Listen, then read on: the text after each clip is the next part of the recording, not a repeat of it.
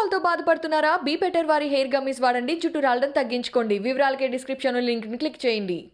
కేంద్ర ప్రభుత్వం కక్ష కట్టి తెలంగాణ మీద, తెలంగాణ ప్రజల మీద కక్ష కట్టి మనకి ఏ మాత్రం కూడా ఆదుకోకుండా, పైగా నిన్న మొన్న మీరు ఏం జరుగుతుందో మీరు చూశారు. ఇవాళ కనుక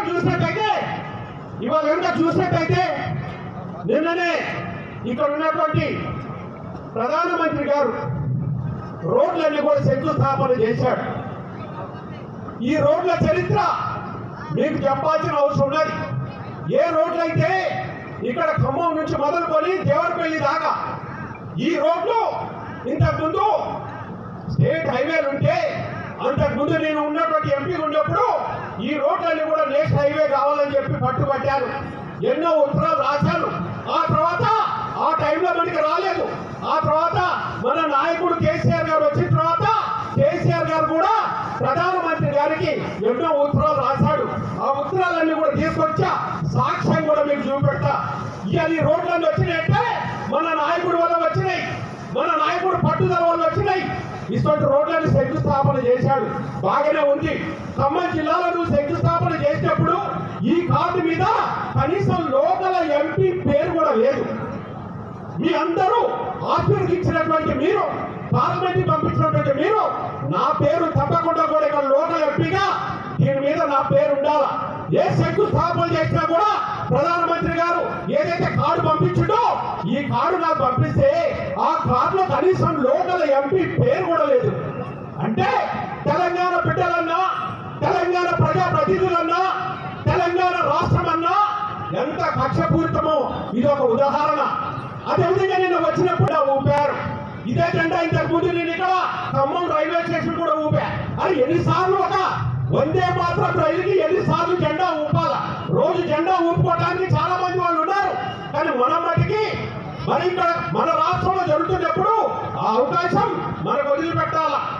అక్కడ జరుగుతున్నప్పుడు ఇక్కడ మంత్రులు ఉన్నారు, కేంద్ర మంత్రులు ఉన్నారు, డాక్టర్ రాష్ట్ర ఊహించని కార్యాలను చేపట్టి అసాధ్యం అనుకున్న పనులు సుసాధ్యం చేసి చూపించి తెలంగాణకు దేశానికి నమూనాగా నిలబెట్టింది. బీఆర్ఎస్ ప్రభుత్వం చిన్నపుచ్చలేదు, ఏ ఒక్కరిని విస్మరించలేదు. మనకు కులము లేదు, మతము లేదు. తెలంగాణ వెలుగొందుతున్నది తెలంగాణ. ఇట్లా ఉంటే దేశం కథ ఇంకో లెక్కన ఉంది. అందరం కూడా సరే, ఇప్పుడు ఈ రోజున మనం ఎలక్షన్ల కోసం ఏదో కొత్తగా చెప్పేది లేకపోతే చేయాల్సింది ఏం లేదు. ఎందుకంటే ప్రతి గ్రామంలో సమస్యలు ఉంటూనే ఉంటాయి. ఇది కంటిన్యూస్గా చేయాల్సిందే, ఒక రోజుతో అయిపోయేది కాదు. సరే, మనము 2014 నుంచి కూడా కేసీఆర్ గారి నాయకత్వంలో చాలా పనులు చేసుకుంటూ వస్తున్నాం. గత 2 ఏళ్ళు మనం కరోనాతోనే కొంత ఇబ్బంది పడినమాట వాస్తవం. సరే, ఇంకా చాలా గ్రామాలలో కూడా రోడ్లు ఇంకా చిన్న చిన్న సమస్యలు పెండింగ్ ఉన్నాయి. అవి కూడా తప్పకుండా వచ్చే కాలంలో 100% కంప్లీట్ చేపిస్తాను. మీ అందరికీ తెలుసు, నేను జనరల్గా ఏదైనా